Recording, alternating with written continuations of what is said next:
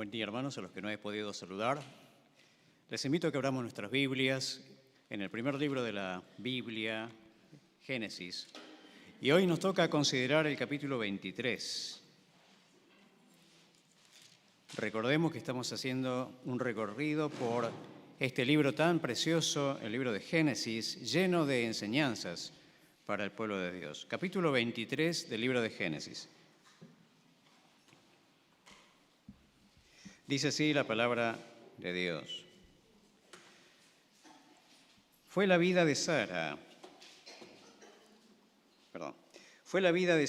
127 años. Gracias. Tantos fueron los años de la vida de Sara. Y murió Sara en Kiriat Arba, que es Hebrón, en la tierra de Canaán. Y vino Abraham a hacer duelo por Sara y a llorarla.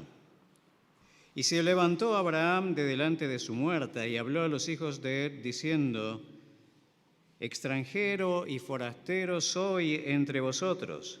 Dadme propiedad para sepultura entre vosotros, y sepultaré mi muerta de delante de mí. Pasemos al versículo 16. Entonces Abraham convino con Efrón, y pesó Abraham a Efrón el dinero que dijo en presencia de los hijos de Ed, 400 siclos de plata de buena ley entre mercaderes, y quedó la heredad de Efrón, que estaba en Macbela al oriente de Mamre, la heredad con la cueva que estaba en ella, y todos los árboles que había en la heredad y en todos sus contornos, como propiedad de Abraham, en presencia de los hijos de Ed y de todos los que entraban por la puerta de la ciudad. Después de esto, sepultó Abraham a Sara, su mujer, en la cueva de la heredad de Macbela, al oriente de Mamre, que es Hebrón, en la tierra de Canaán. Y quedó la heredad y la cueva que en ella había de Abraham como una posesión para sepultura recibida de los hijos de Ed.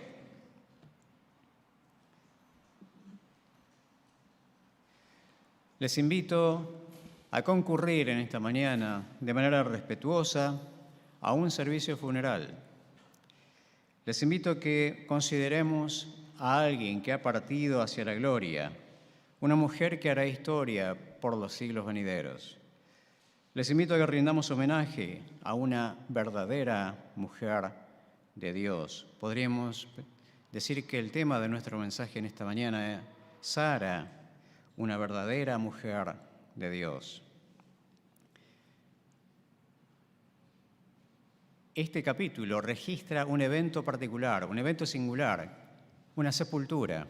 No es cualquier evento, porque en los antecedentes bíblicos, y estamos en el comienzo de la Biblia, es la primera vez que se registra un servicio funeral. Es la primera vez también que se ve a Abraham allí llorando. Así que estamos en presencia de un momento solemne, estamos en presencia de un momento importante. Abraham, una figura central, no solamente en la historia de la humanidad, pero para nosotros los creyentes de tanto valor, está acá en un momento de debilidad, está acá en un momento en el que su compañera de toda la vida, su compañera de viaje, su compañera de ruta, Sara, su esposa, ha partido a la eternidad. Así que, hermanos, concurramos nosotros a estar al lado de él y a considerar la memoria de Sara. Sara, una mujer.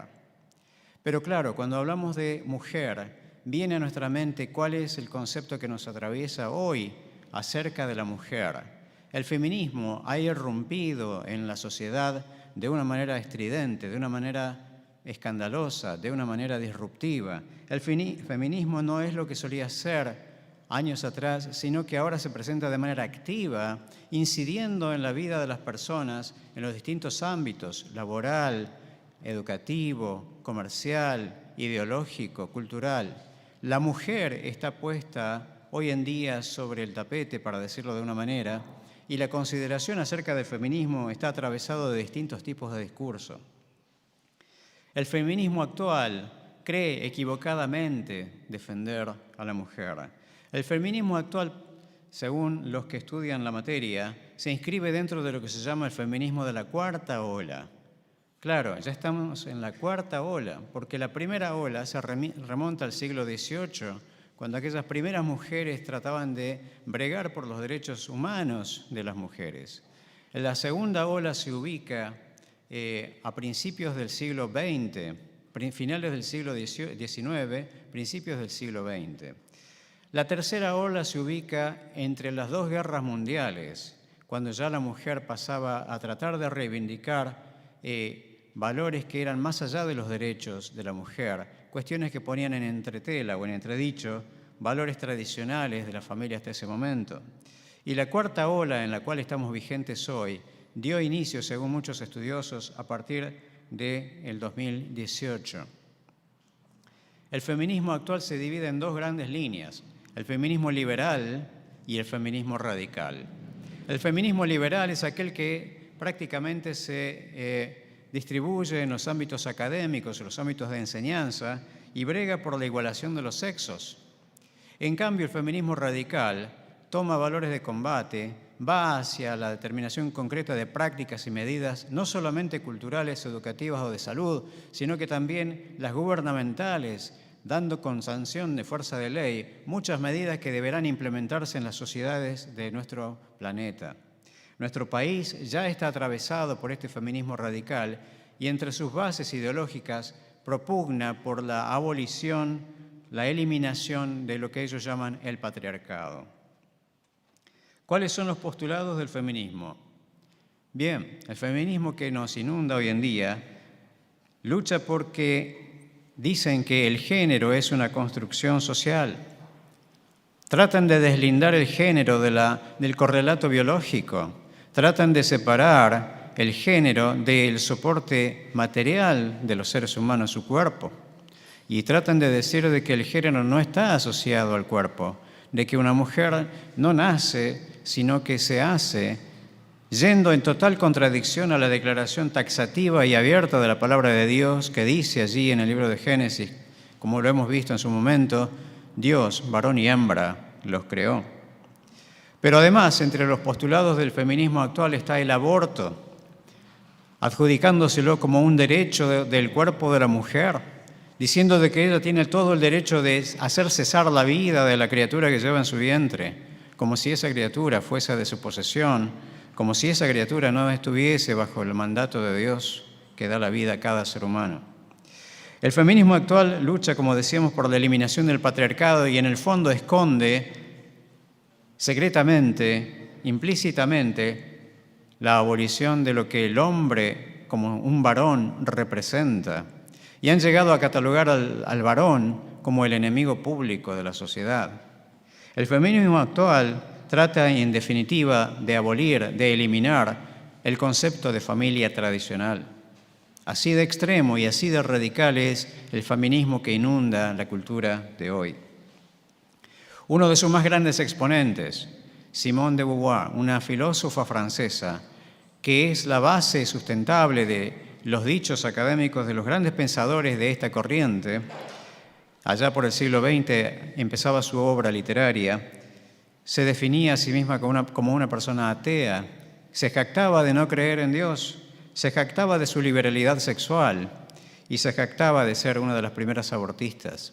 Ella es el soporte intelectual de este gran movimiento.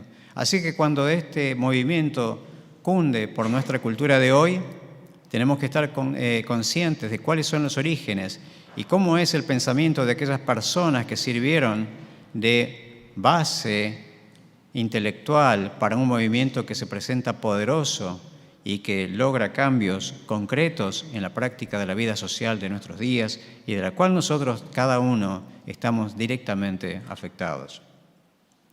Este es el contexto en el cual estamos invitados a presenciar, a rendir homenaje a Sara, una mujer verdaderamente de Dios. ¿Cómo era el feminismo de Sara, en cambio? Sara viene a interpelar este feminismo. Sara, su nombre, según la Escritura, significa princesa. Ella era Saraí, pero después su nombre fue cambiado por Sara, madre de naciones. Aquella mujer, aquella sencilla mujer en las arenas de Palestina no sabía, quizás conscientemente, todo lo que iría a significar su persona, su vida, en los anales de la historia. El feminismo de Sara se define también por su lugar en la historia.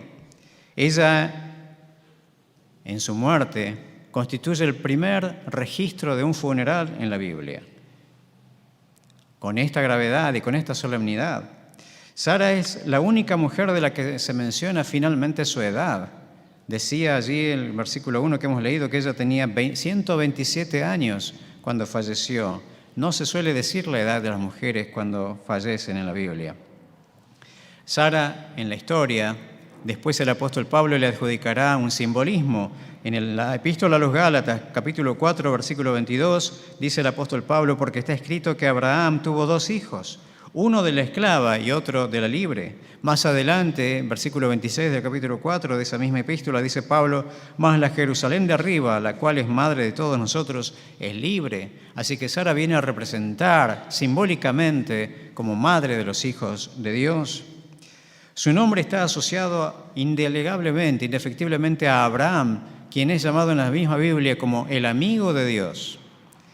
Tal vez a veces las mujeres en su adolescencia fantasean con ser la esposa de alguien encumbrado, de alguien famoso, de alguna figura rutilante. Pero, ¿cómo sería ser la esposa de Abraham? Abraham, un hombre que dividió la historia, un hombre que significó el punto de inicio de una nación que sería llamada el pueblo de Dios en la tierra.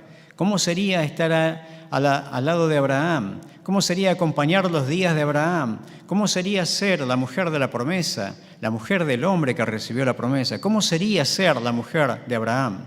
Ciertamente Sara, queridas hermanas, queridas mujeres, viene a interpelar a las mujeres.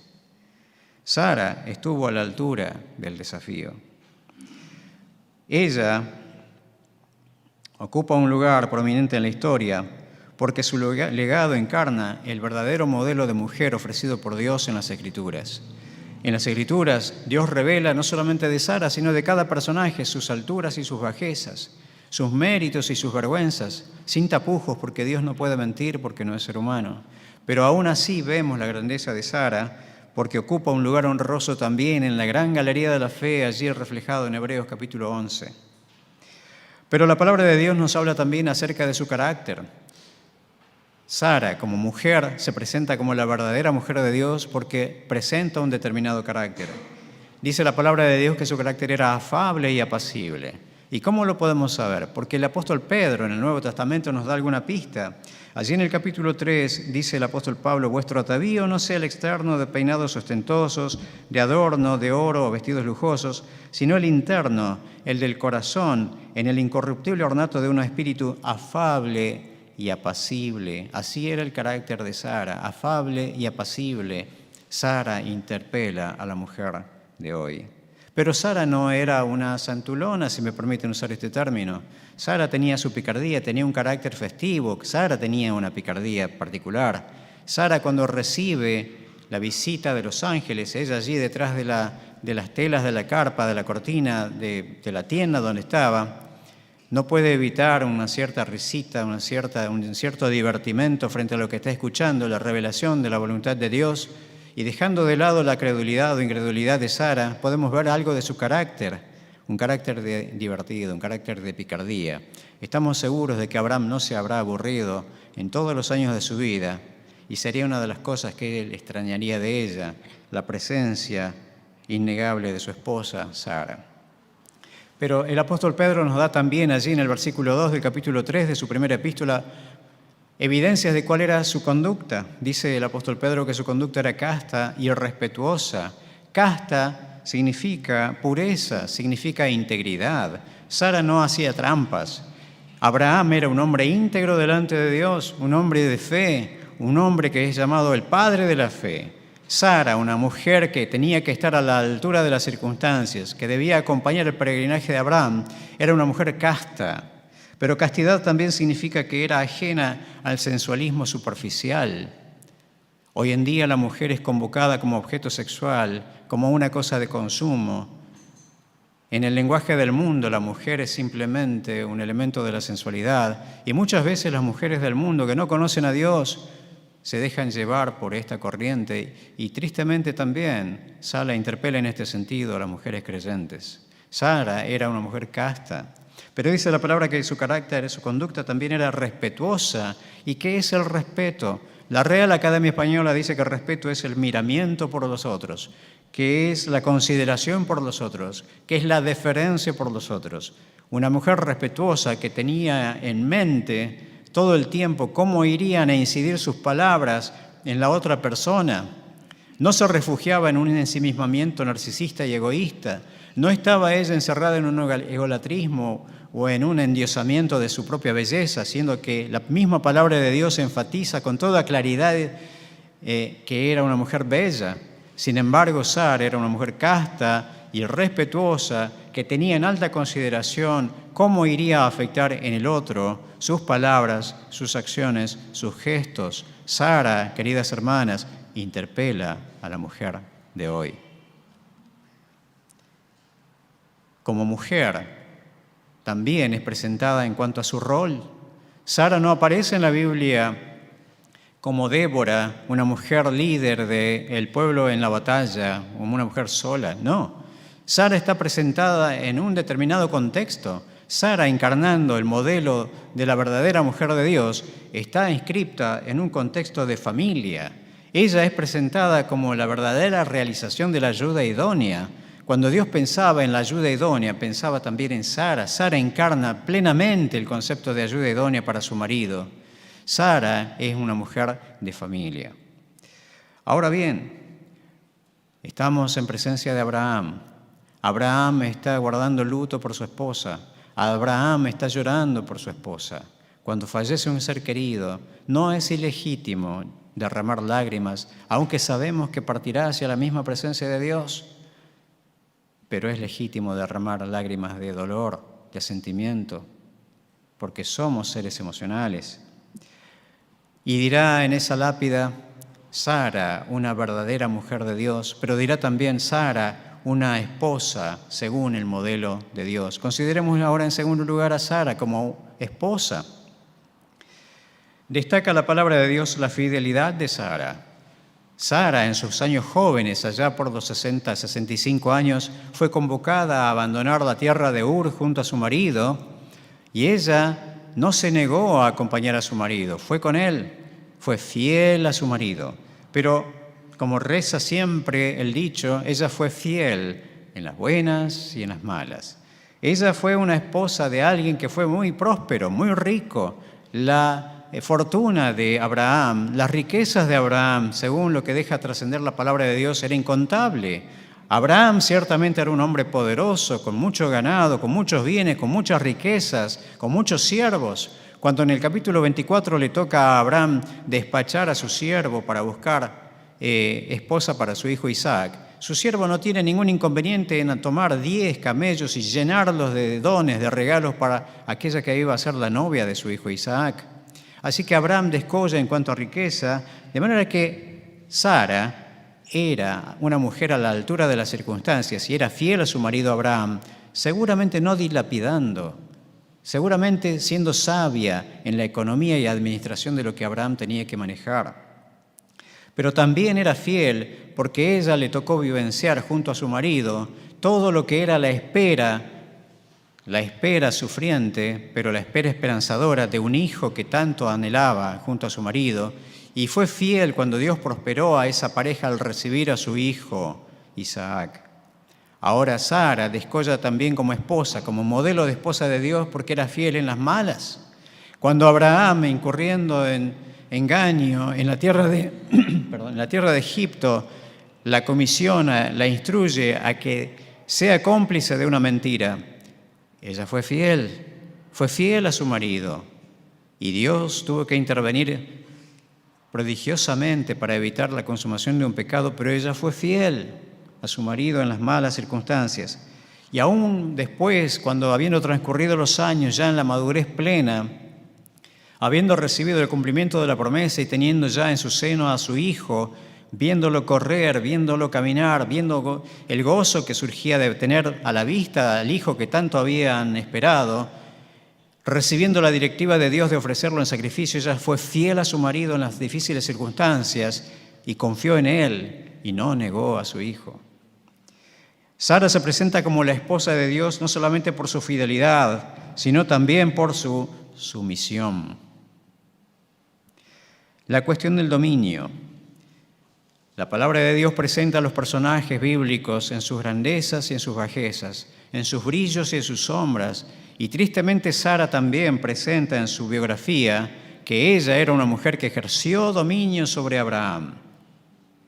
Nosotros recibimos frecuentemente las noticias del estado político, social y económico de Medio Oriente.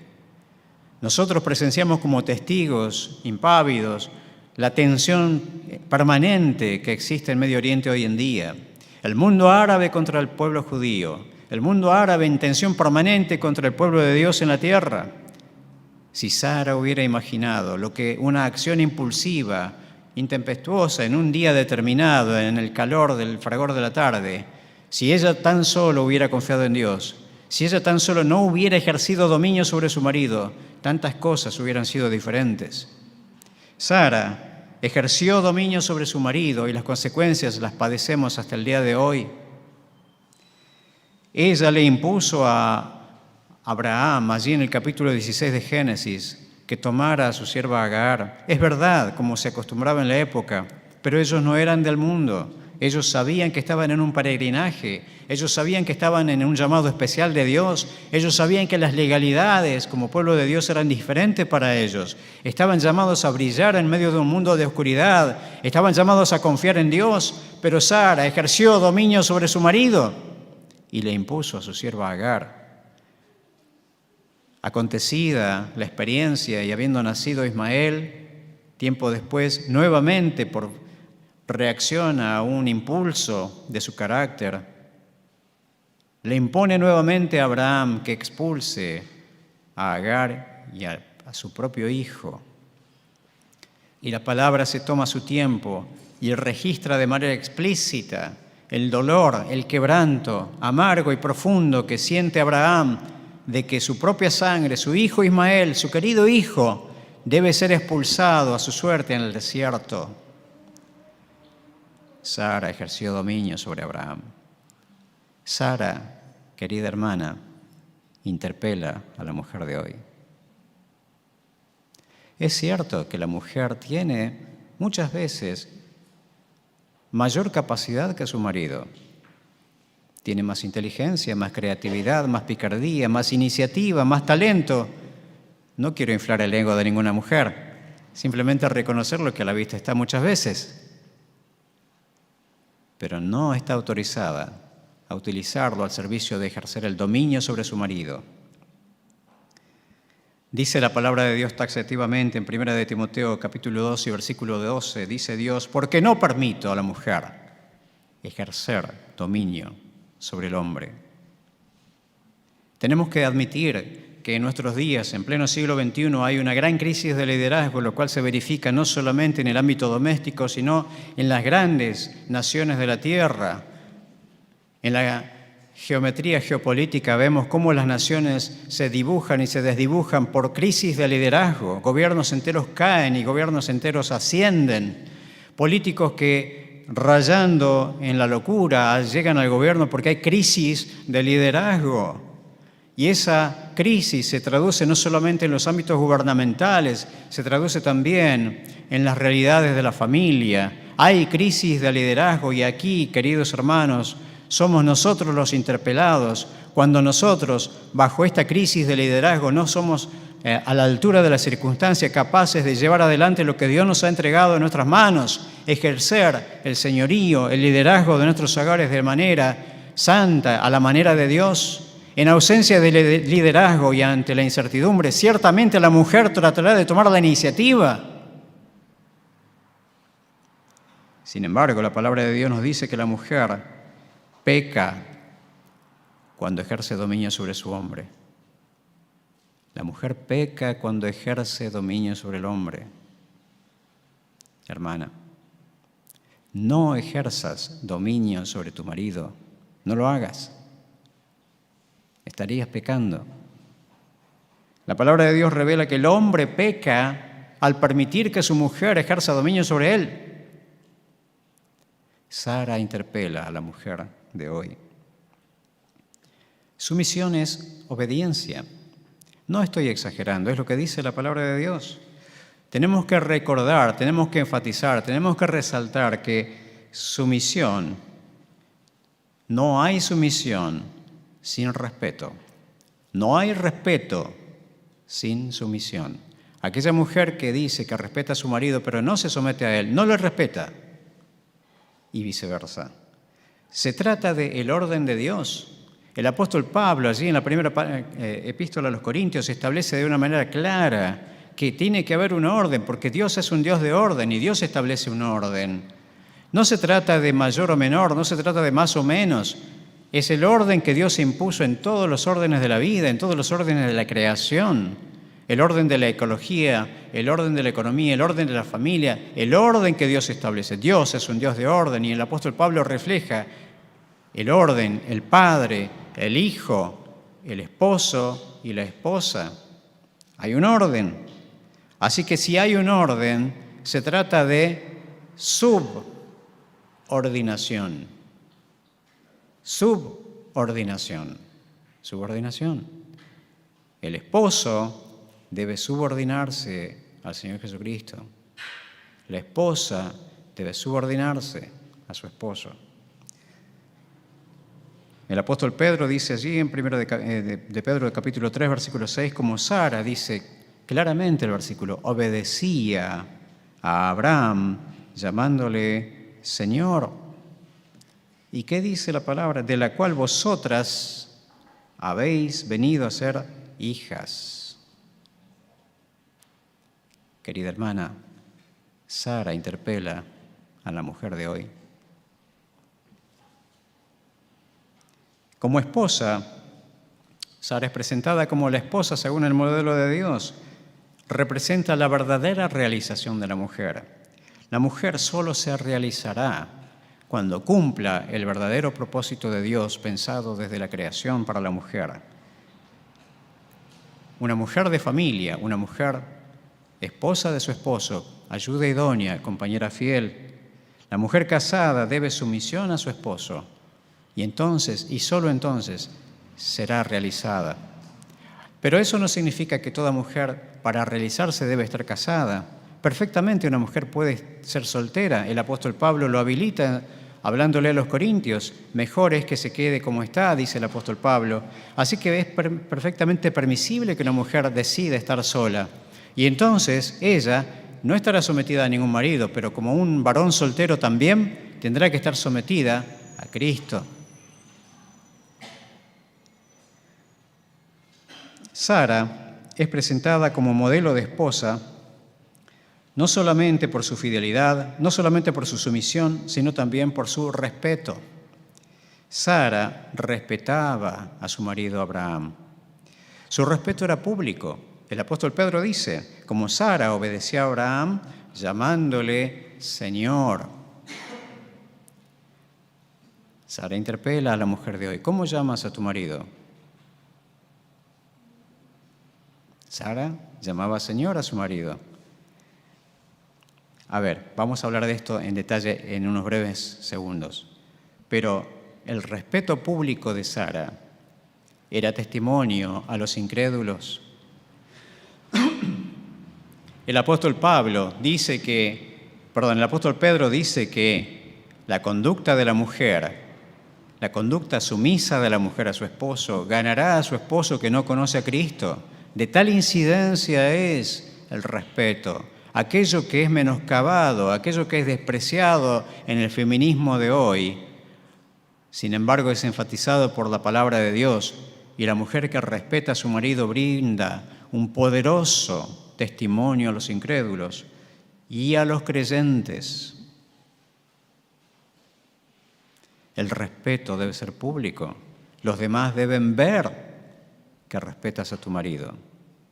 El respeto debe ser privado también, cuando nadie ve.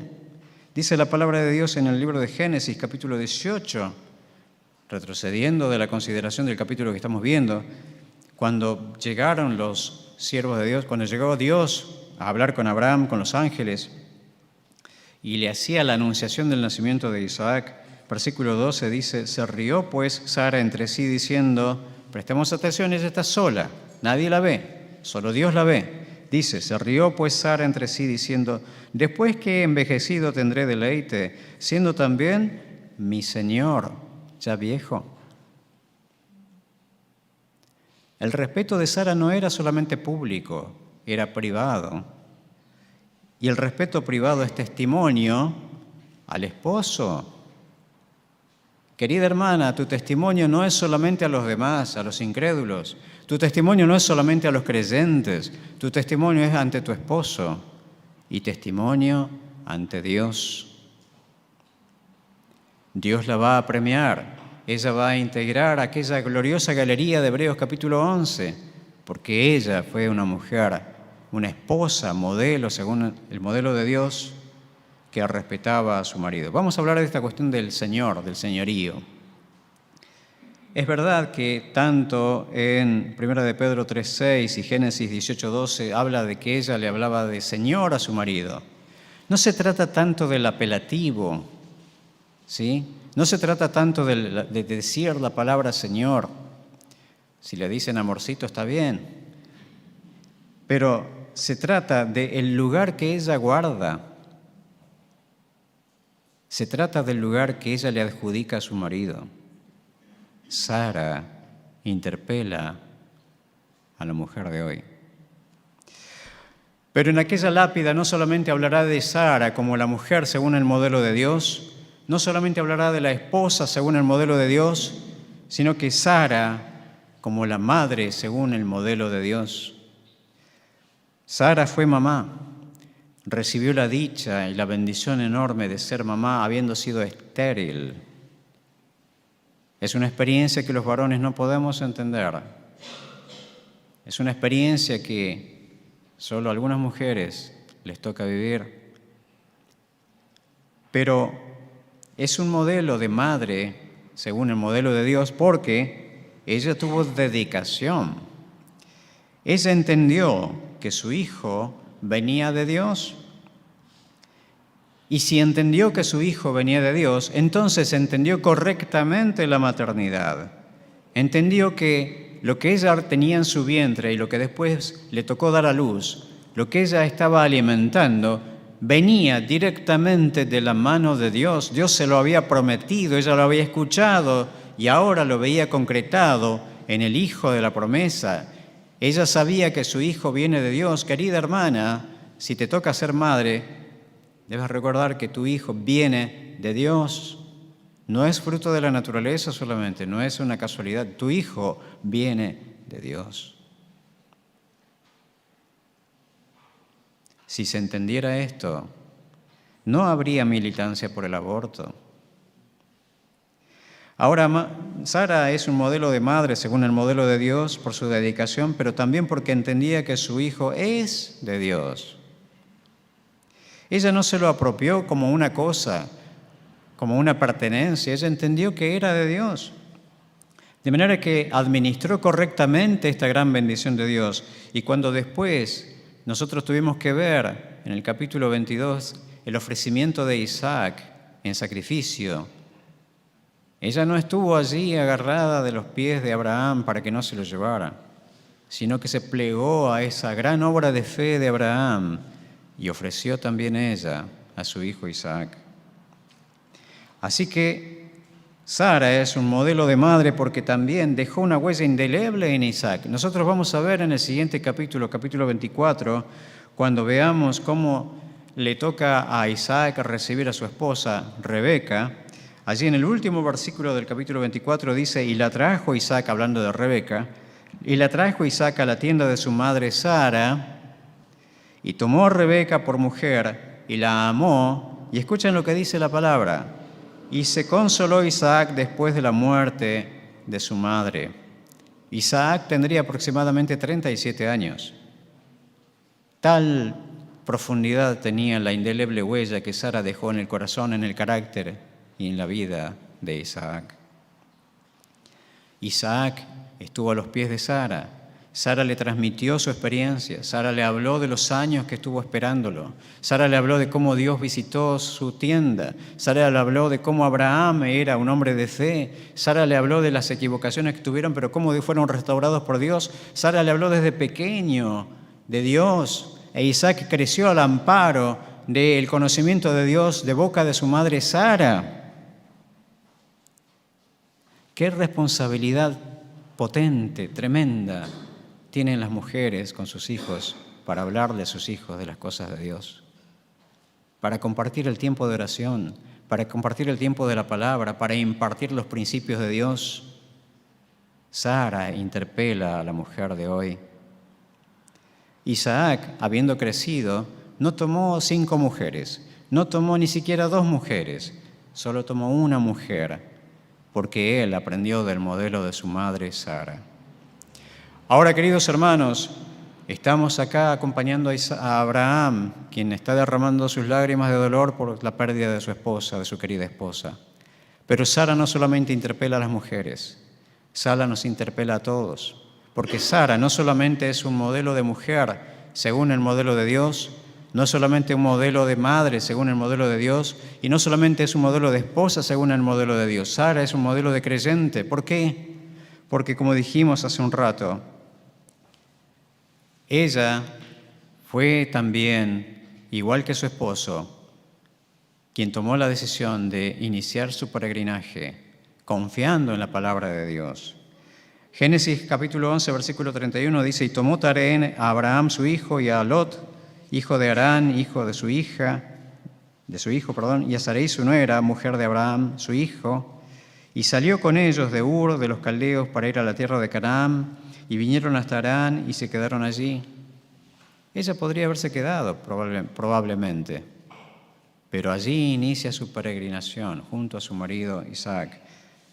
Y no solamente sale de Ur, la ciudad en la que había pasado más de 60 años de su vida, sino que en el transcurso de su peregrinaje van a un lugar y después Abraham, guiado por Dios, le dice: vamos a otro lugar, y entonces levanta las cosas, hace la mudanza y se va a ese otro lugar, y después de un tiempo dice: bueno, vamos a Egipto. Entonces lo sigue a su marido a Egipto. Tenía inestabilidad de residencia. Sara era una mujer que estaba a la altura de las circunstancias porque acompañaba a Abraham. Era un modelo de creyente. Ella había entendido que debía cumplir ese derrotero junto a su marido. Había entendido que tenía que seguir ese viaje junto a su marido porque ese era su rol asignado. Sara era extranjera y sin casa propia.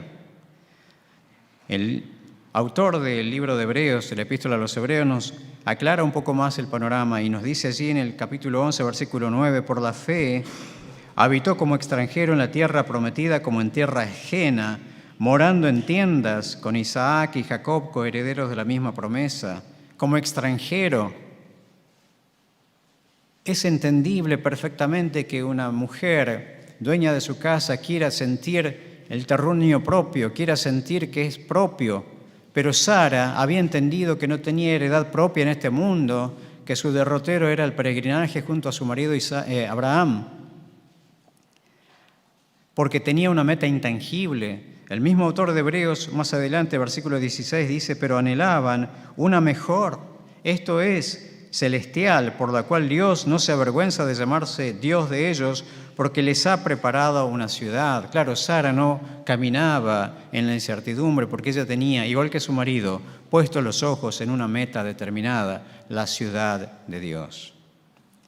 Sara nos interpela a mujeres y a hombres como una creyente según el modelo de Dios por su fe. Ella, según Hebreos capítulo 11, versículo 8, dice: por la fe Abraham, siendo llamado, obedeció para salir al lugar que había de recibir como herencia, y salió sin saber a dónde iba. Allí en el versículo 1 del capítulo 11 de Hebreos dice que la fe es la certeza de lo que se espera, la convicción de lo que no se ve. Sara le decía a su marido Abraham: ¿a dónde vamos? Y la respuesta era: no sé. ¿Cuál sería tu reacción? Decime algo. No sé, vamos a donde Dios nos diga. Era un modelo de fe porque ella aceptó ser peregrina. Dice el versículo 13 de Hebreos 11, conforme a la fe murieron todos estos sin haber recibido lo prometido, sino mirándolo de lejos y creyéndolo y saludándolo y confesando que eran extranjeros y peregrinos sobre la tierra. Queridos hermanos y hermanas, Sara murió sin tener casa propia. ¿Saben cuándo tuvo casa propia? Acá, capítulo 23, cuando Abraham compra la cueva de Macpela. ¿Qué piensan que hubiera dicho Sara a Abraham si hubiera sabido premonitoriamente que por fin Abraham iba a poner unos pesos para comprar un terrenito? ¿Y qué compraste, Abraham? Y un sepulcro. Sara nos interpela por su fe. Y sobre todas las cosas, y ahora sí les invito a que abramos nuestras Biblias nuevamente, pero en el capítulo 11 de Hebreos,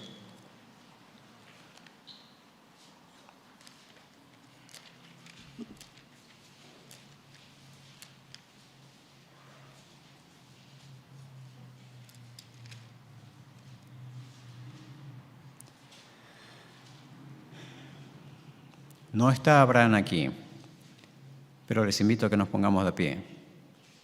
Estamos honrando la memoria de una mujer según el verdadero modelo de mujer de Dios. Y vamos a leer el versículo 11.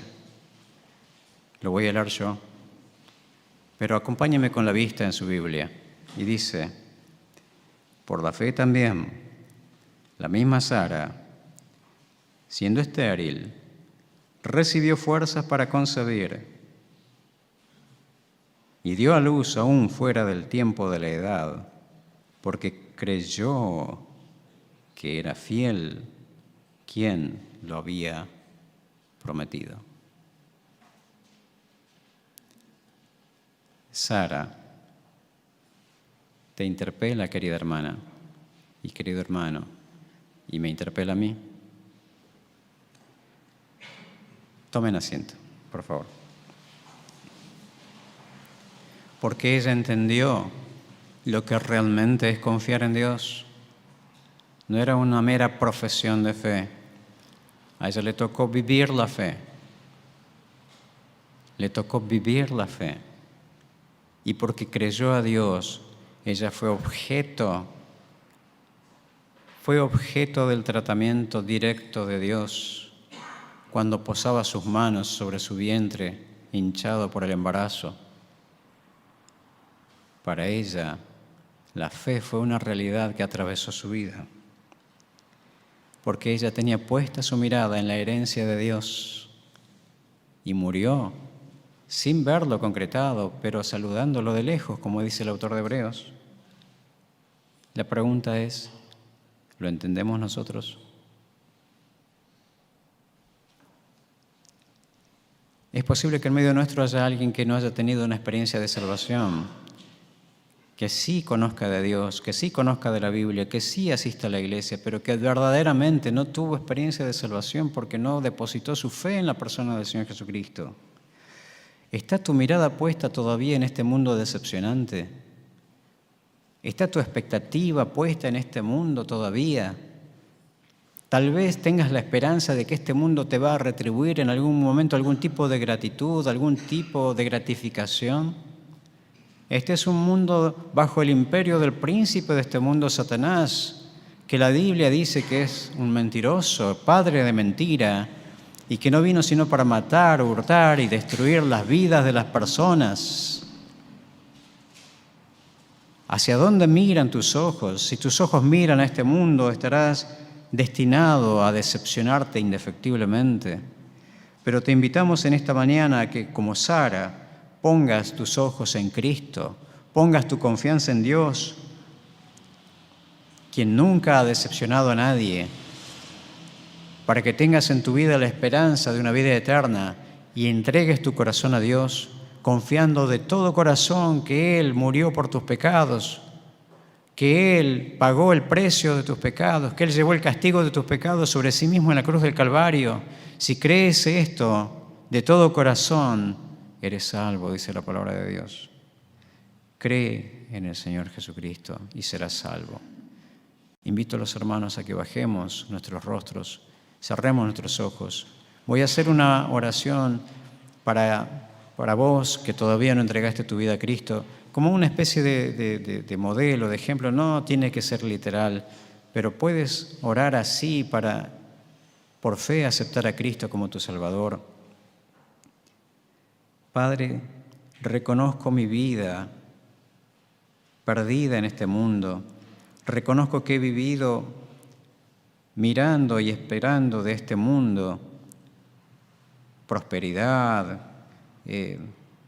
satisfacción, éxito, pero ahora entiendo que soy pecador y que este mundo es decepcionante y deseo reconocer que soy pecador delante de ti y deseo que me limpies de mis pecados, que me perdones y deseo que entres en mi vida y seas mi Salvador, confesando mis pecados. Creo en ti como mi Salvador y te recibo en mi vida. Si has hecho esta oración de todo corazón, eres salvo. Y quisiéramos que no te vayas sin hacernos conocer que has hecho esta oración. Que le digas a alguien de tu confianza que hiciste esta oración y entonces podremos orar por vos. Padre Celestial, te damos gracias por tu palabra. Te damos gracias porque la vida de esta extraordinaria mujer nos interpela, pero también nos inspira para ejercer una fe profunda en ti. Y al recordar que somos extranjeros y peregrinos en este mundo y que esperamos una ciudad celestial. Ayúdanos, Señor, a tomar este desafío y a vivir de acuerdo a tu voluntad, como lo hizo Sara. Agradecidos en el nombre y en los méritos de Jesucristo. Amén. Que el Señor bendiga su palabra.